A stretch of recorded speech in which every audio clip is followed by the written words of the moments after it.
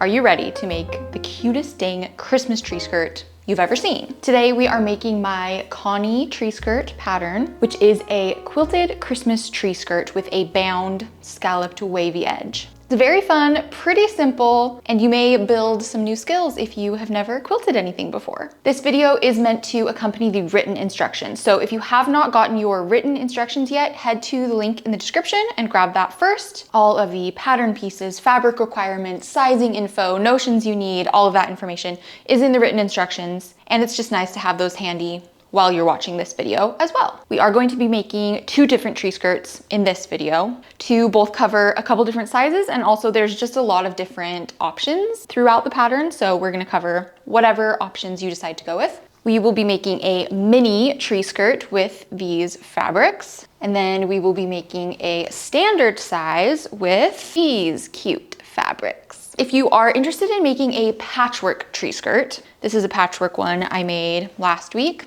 So stinking cute. If you're interested in doing something like this, I have a very detailed patchwork guide that walks you through making patchwork for any project, really. You could use it for tree skirts or bags or dresses or whatever you want to do. So head there if you want to make a patchwork version. The very first thing that we're going to do is make our bias binding. That way it is ready for us when the time comes. If you are not making your own binding, but you are opting to use something like this, pre-made bias tape, head to the timestamps in the description and you can jump ahead to when we start cutting out our pattern pieces. Let's get started.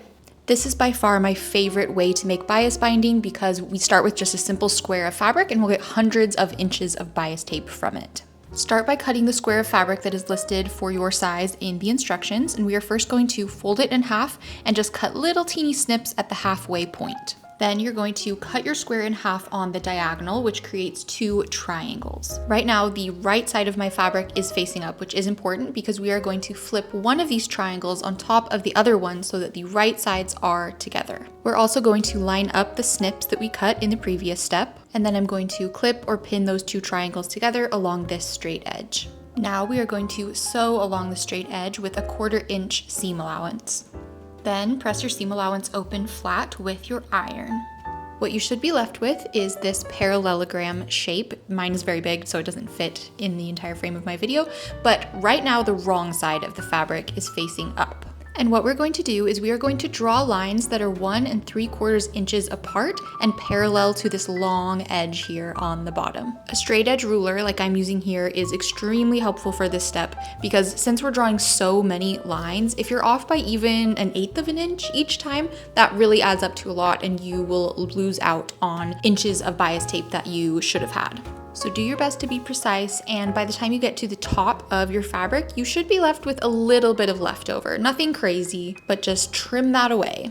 Okay, wonderful. Now that the lines are done, and I know they're a bit hard to see, I just marked mine with pencils since they're not going to be visible on the finished product, but here's a close-up of them. Flip your fabric over so that the right side is now facing up, and we are going to fold these short sides together. So grab a hold of each corner and fold them in so the short sides are touching like so. And then we are going to pull them so that they're offset by 1 row. You can see it best here on the bottom that 1 row of the bias tape is poking out over the edge. So what we want to do is we want to pinch together these two short sides with the right sides of the fabric together. And what we're trying to accomplish by pinning and then sewing this side of the fabric together is that we want the rows of bias tape to match up together so that they flow in a perfect continuous spiral. But we need to account for the 1/4 inch seam allowance that we're going to use on this seam when we're matching up the rows. I've started by clipping the two sides of the fabric together in the generally right position.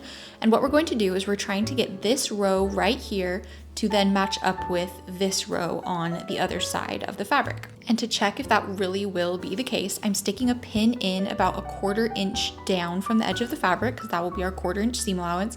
And you can see when you flip it over to the other side, it's not matching up to the row that it should. So I'm repositioning the pin just on the other side so that now the pin is poking through each of the diagonal rows that it should be at about a 1/4 inch away from the top of the fabric. Now that we've lined one row up exactly, the rest of the rows are usually much easier, but I'll just go through each of those diagonal lines pin by pin and just double check that it's matching up on each of the sides, adjusting my fabric and pins where necessary. And at the end, you should have all of your rows lined up and pinned in place. Now stitch along this edge with a 1/4 inch seam allowance.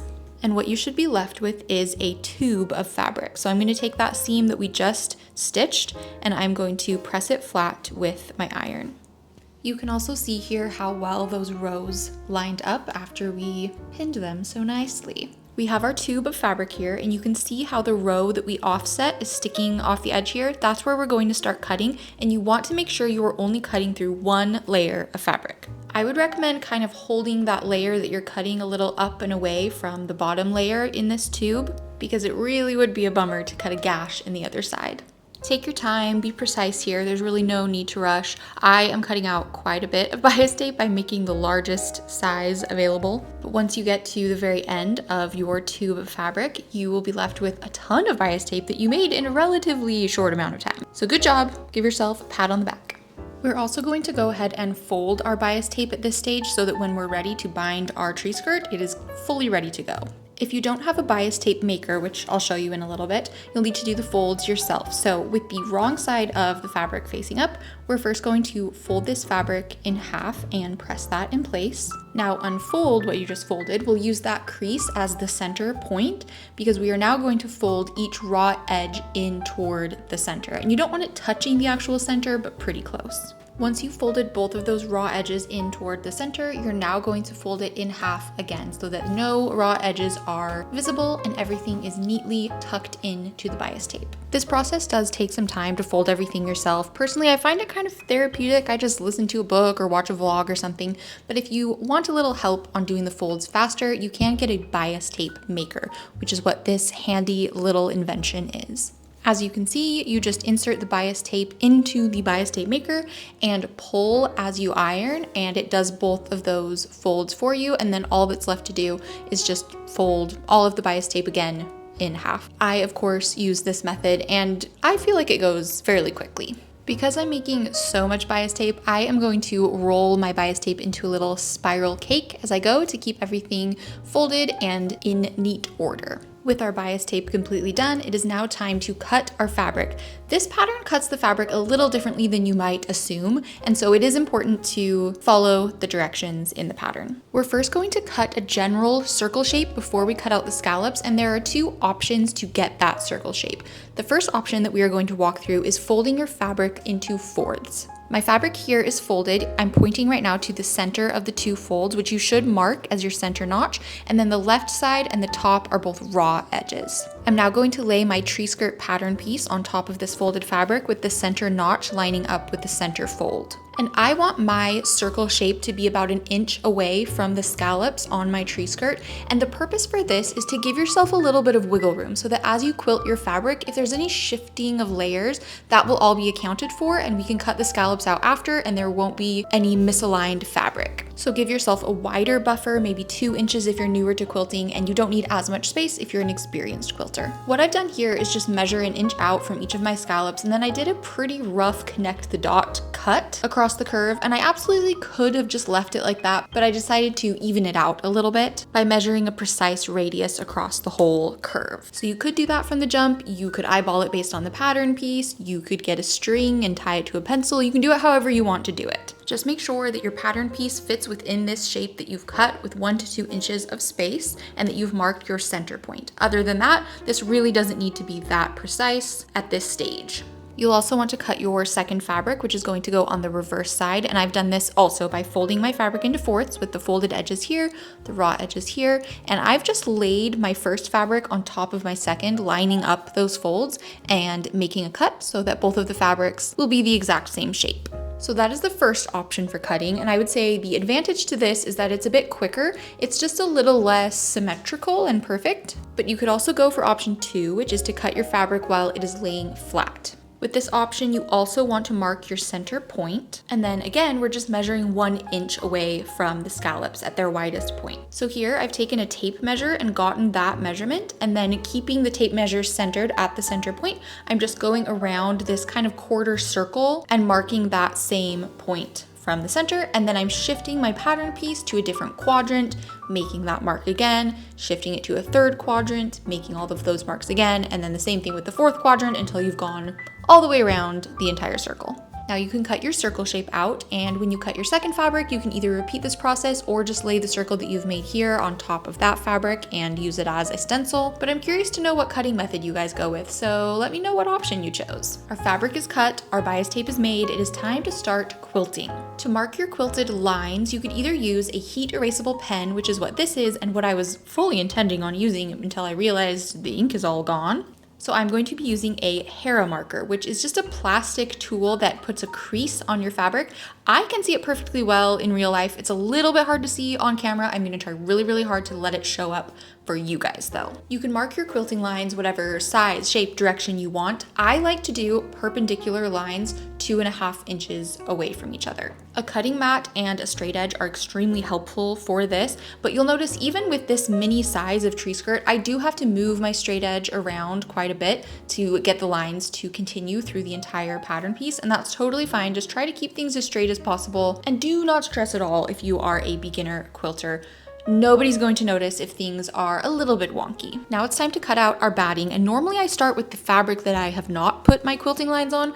I wasn't really thinking about it, but not really a big deal. Start by laying your fabric out on top of your batting with the right side up in a smooth, flat layer, and I'm going to use basting spray to attach my fabric to my batting. And this is something that I don't always use for smaller quilting projects like bags, but for something bigger like this tree skirt, I find it extremely helpful and I highly recommend it. Basically, it's a spray adhesive that's just a little tacky. It's not like super glue. You can still adjust things and shift things if you accidentally lay something down a little wrinkled or creased. It just helps the layers hold on to each other in the quilting process. So I spray my adhesive on in halves, like you can see here. It's a little bit more daunting to do it all at once, but I found that just by doing each half one at a time, it's really easy. And then once I get the main center part of the circle sprayed down, then I lift up the edges a little bit just to make sure that I didn't miss any spots. And you don't have to be super crazy about it. Again, it's not super glue. It's not like you have to cement everything in place. But once you can kind of go to lift up the corners and it's tacking together like that, then you know that you are ready to cut out your shape. And you'll notice that I didn't put any pins on this side. If I wasn't using basting spray, I would absolutely be pinning the crap out of this. But because of the smaller size and the fact that I trust the basting spray so much, I decided not to pin that side, but I will pin this next side. So lay your next fabric on top of the batting, again, right side facing out. It should be generally the same size, but because we're doing kind of rough cuts to begin with, you know, we added that extra wiggle room in, it's totally fine if it's not to the millimeter exactly the same size. I'm going to repeat the basting spray process again, do a few light sprays, go in halves to start, and then pull up the edges and spray down anything that is pulling away quite a bit.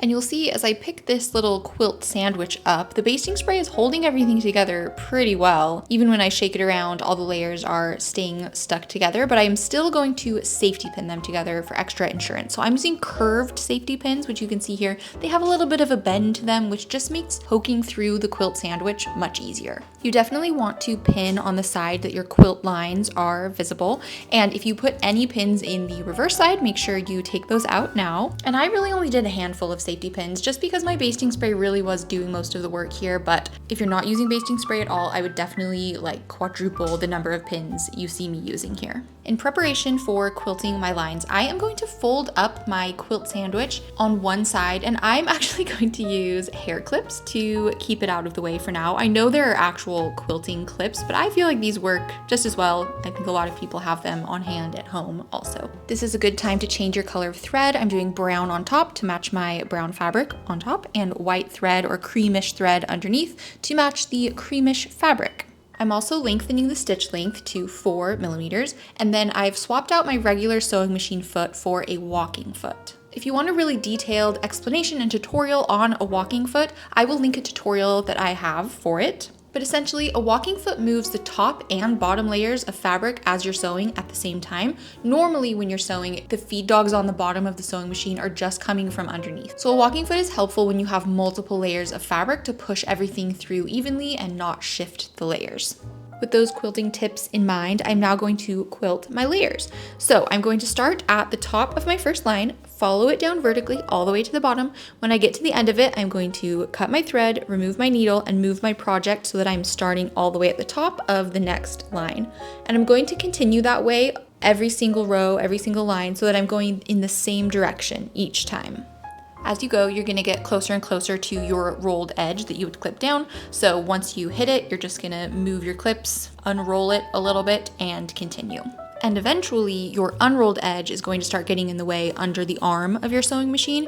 And so what I do at this point is I start a roll on that side as well, and I'll transfer one of my clips to it. So you can see I'll roll that up a little bit, clip that in place, and then as I'm sewing, I am just constantly rolling and unrolling each side depending on where I am in the project.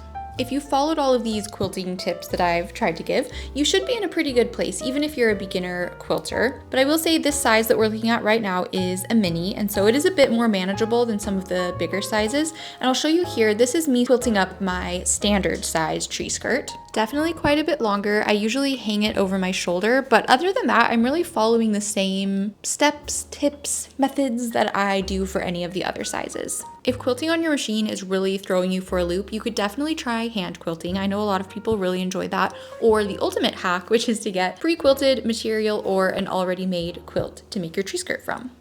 If your quilting is done, go ahead and do a little jump for joy. It is now time to cut out our scallops, center, and opening. I like to give the quilted material a little bit of a press to start off with. It'll just help the cutting go way smoother. Similar to option 2 of how we cut out our circle fabric, we are going to line up the tree skirt pattern piece with the center notch that we marked and trace the scallops 4 times around the entire circle until it makes the whole tree skirt shape. I'm marking my scallops with a Hera marker. I apologize that it's making the whole camera shake. And I'm also marking a little mark here where the end of the tree skirt pattern piece is, so that when I shift it over to the next quadrant, I know exactly where to line it up with. It also helps that my quilted lines are perpendicular because I'm able to kind of use them as guides as well for where my pattern piece should line up.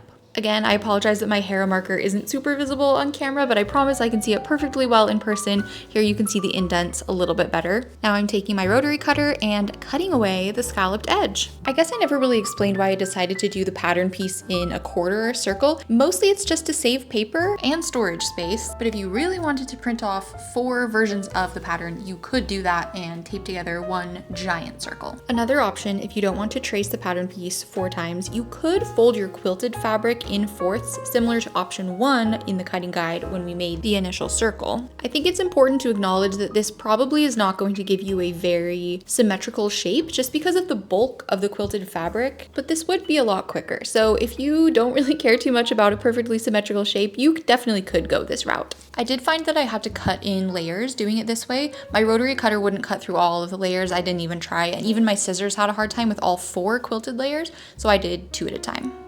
Ultimately, I think it worked out pretty well, and now it is time to mark our opening and our center circle. For the opening, I'm going to mark the center of one of the concave curves of the scalloped edge. To find the center of the curve, I am just going to fold that in half there and do a little teeny snip. It doesn't really matter which curve you choose, just keep in mind that wherever you're making this mark, that's going to be where the opening of your tree skirt will be. And then from there, I'm going to mark a line all the way up to the center notch that you had marked previously. Now I'm going to mark my center circle, which normally I do when I cut my scallops out. I just forgot about it at that stage, and honestly, the order doesn't really matter that much. But I'm using the mark on the tree skirt pattern piece to mark where that circle should be. I'm just kind of rotating it around the scallops and making little marks with my Hera marker. Or you could always just measure the radius out from the center notch. Go ahead and cut out your center circle, make a slice up your opening, and your tree skirt is starting to take real shape.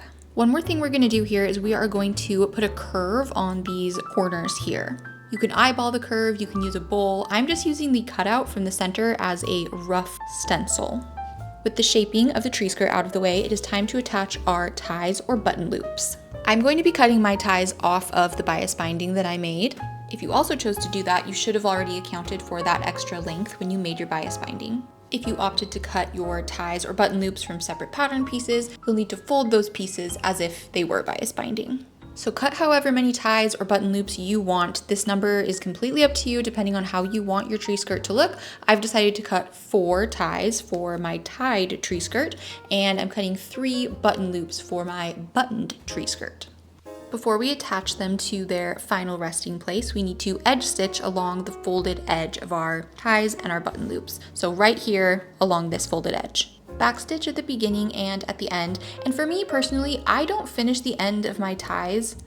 I find that they fray very slightly, but hardly at all. I never really notice it, and I find that finishing the edges is more work than it's worth. But if you want to fold your raw edges into the center and close them up inside the seam allowance, by all means, you are absolutely free to do so.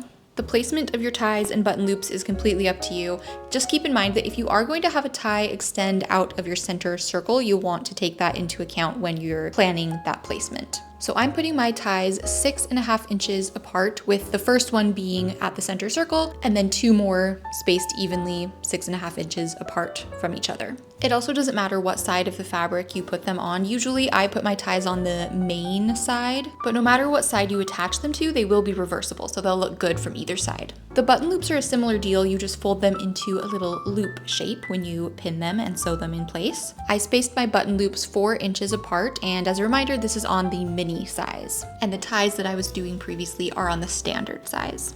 We're going to attach the ties and button loops to the tree skirt with a basting stitch, which is typically a 5mm stitch length, and our seam allowance is going to be a 1/4 inch. You don't want it too far, otherwise it'll stick out past the binding. Speaking of the binding, it is time for my favorite part of this pattern. And don't let the wavy edge scare you. I've packed a lot of tips into this. I feel like I can really help you get a really crisp, nice, wavy, scalloped bound edge. So we are going to unfold the binding that we have made, and we are going to align a raw edge of the binding to the raw edge of the tree skirt. I'm going to start at the top corner of the opening here and continue down the straight edge.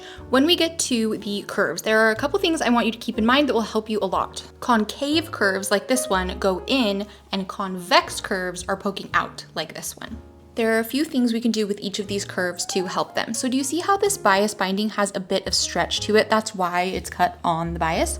When we go through the concave curves, you'll want to pull a little bit of tension into it as you curve around those spots. You don't need to pull a ton, just a little bit will do. But do you see how even pulling a smidge of tension into it causes the binding to start folding over itself? That's exactly what you want it to look like. On the convex curves, you'll want to do the opposite. So you don't need to pull any tension at all. If anything, keep it a little loose. Do you see here how it's much looser than on the concave curve? Now you can pin your entire binding on the tree skirt before we sew it in place. And I would recommend that if you are a beginner, but if you're more experienced, you could also do the sew as you go method, which is what I prefer to do, and I will show you that when we get to it. So we are stitching our binding down with a 3/8 of an inch seam allowance. However, when you get to the curves, I would recommend adjusting that a little bit depending on whether you're doing a convex or concave curve. For example, as we enter this convex curve, I would highly recommend going scant with your seam allowance. I actually go pretty close to a 1/4 inch instead of 3/8 of an inch, and that will help your binding fold over the raw edge for the next step. Seam allowance really does make such a huge difference with bindings, so I would recommend, if you're unsure to any degree,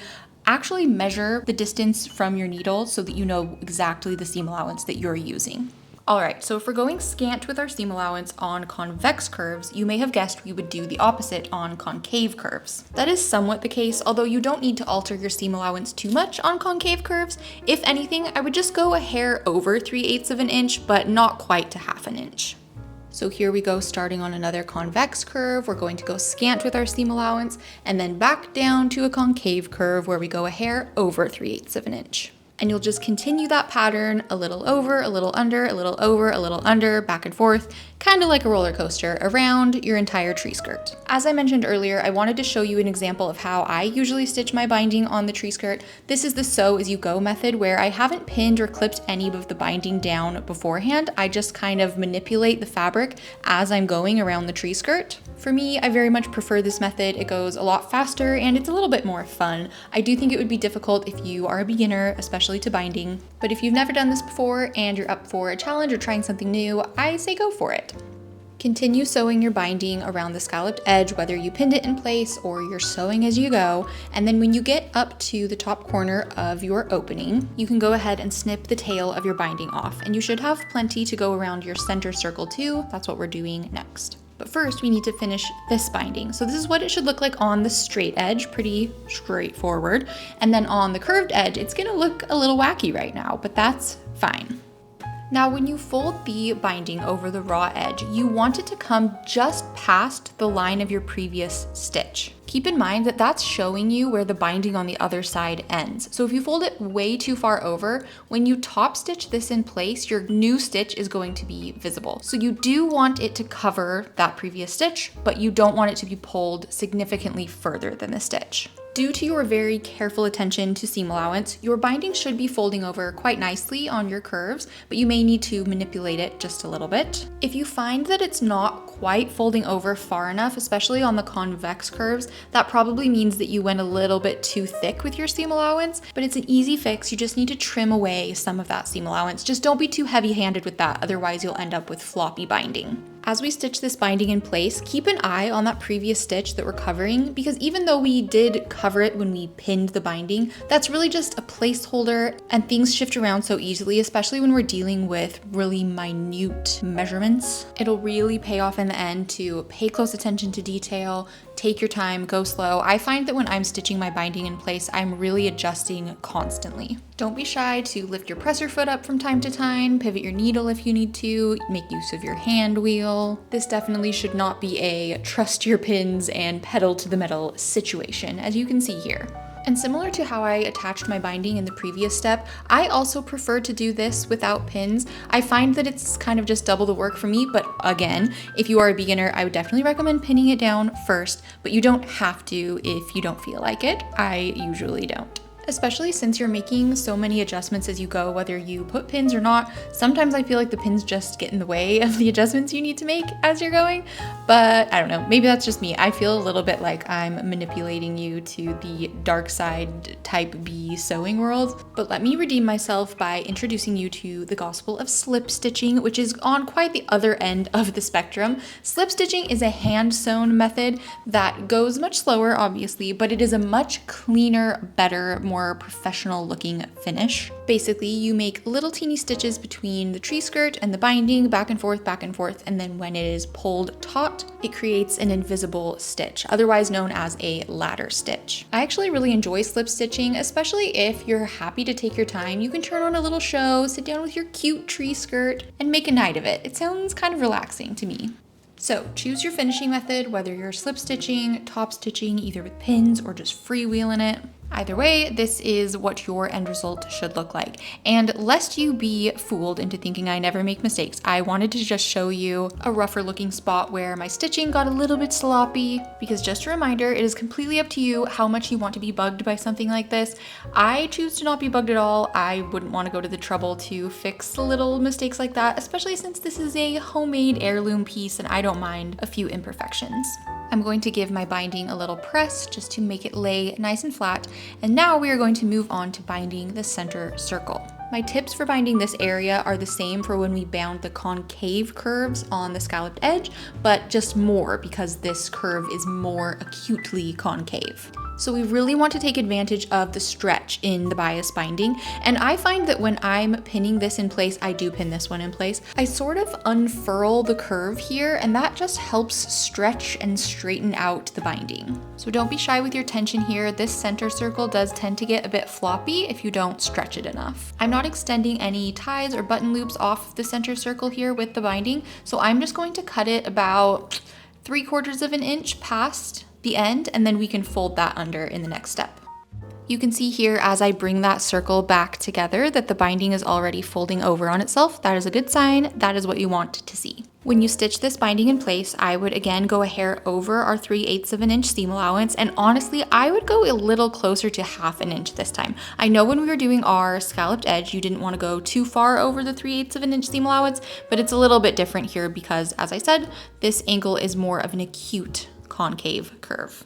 If you aren't extending a tie off of the center circle, like me, this is what your end will look like. You just want to fold that down and in to enclose the raw edge into the seam allowance. I'm going to clip this in place just to hold it where it's at. And then when you go to sew the binding, fold it over here, you may need to give your machine a little extra help because that is quite a bulky bit of fabric.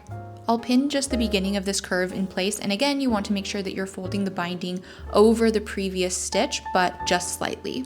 And as you can see here, I am needing to manually move my presser foot and my needle just to get started because this is quite a bulky chunk of folded fabric that we're starting on. But once we get going, we really get going. Continue folding over and stitching down your binding all through this center circle. And again, I'm choosing to top stitch my finish, but you can slip stitch yours if you want to. In fact, maybe this little section of stitching would be a good place to practice slip stitching if it's something you want to give a try.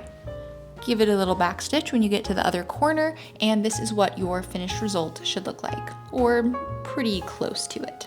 If you did opt to extend a tie off of the center circle, this is what it should look like when it is pinned in place. And keep in mind, the length isn't as long as you cut your other ties because the other ties, some of the length gets eaten up in the seam allowance and being folded over on themselves. But once they're finished and in place, they will extend the same distance. This is what the tie should look like when it's all done. I just extended my seam beyond the center circle all the way throughout the end of the tie. I'm going to give my last bits of binding a press, and if you've done the tie version, you are completely done. Your tree skirt is ready to be beneath a tree. If you made the button version, let's sew some buttons so you can also be finished. I'm going to show you how to sew your buttons on, so there's also a button on the other side which makes your tree skirt fully reversible, but you don't have to do it that way. You could just sew a button on one side. The first thing we need to do is mark the placement of the buttons. So I'm marking my buttons 3/4 of an inch from the raw edge of the opening. I know that red pen is really hard to see. I promise I will reorder my white ones. Go ahead and thread a needle, and the first thing I'm going to do with my threaded needle is I am going to sew a little X right on top of the spot that I marked. This is going to help anchor our button in place. And now, because my button has 2 holes in it, I am going to start by going up through one of those holes, and then I'm going to go back down through the other and through the fabric as well. Your needle should come down on the reversible side of the quilted tree skirt, and this is where you'll put your next button. So I'm going to insert my needle up through one side of the button and down through the other, and this time when I go down through the opposite buttonhole, it should come up through the buttonhole on the other side. Before we continue with more stitches, I do want to show you a little trick that I find very helpful because we don't want the button to be like super squished and cemented next to the fabric. So I'm going to stick in extra needle in through the center of the thread that is looping between the buttonholes. The tension of the thread is going to keep this in place, and this is going to give us a little extra wiggle room when we remove the needle. Trust me. So from here, we're just going to go back and forth through the buttonholes, up one side, through the other. I think I went back and forth maybe 5 or 6 times total. Once you're feeling good about the security of your button, it is time to remove that spare needle that we had inserted. Slide that baby out, and you can see that we have a little bit of space here between the button and the fabric, which is perfect. We're going to insert the needle into the buttonhole one more time, but this time instead of coming up through the other buttonhole, we're going to sneak out kind of underneath the button. So the thread should be protruding from under the button. And now we are going to wrap the thread around the button about 5 times. Then you're going to poke the needle back in at the base of this button to come up through at the base of the other button. And you're going to repeat the same process of wrapping the thread around the button about 5 times. To finish it off, we are going to tie a little knot into the thread at the base of this button. So I'm just going to poke my needle up through all of that thread and tie a knot. And that's it. That is how you attach a reversible button. I am so happy to announce that if you made the button version, your tree skirt is now completely done. And just to show you how extra cute it is, here is what the buttons looked like when they are attached on the reverse side. I would actually love you to weigh in on which side of this specific tree skirt is your favorite. I originally thought the red and white would be my favorite, but I have been changing my mind every 5 seconds. So let me know what you think. And before you comment that, oh, it looks like a poncho, you should wear it. Yes, I know. Everyone has told me that. I've heard it a billion times. I have not tried one on yet. Personally, I feel like the shape would not actually look good as a cape or a poncho. but if that many people are yelling it at me, maybe I need to give it a try.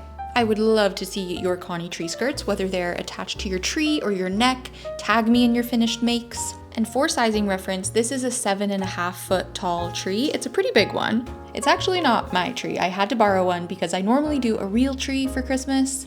But since it is September at the time of this video, I did have to lean on somebody else who had one on hand.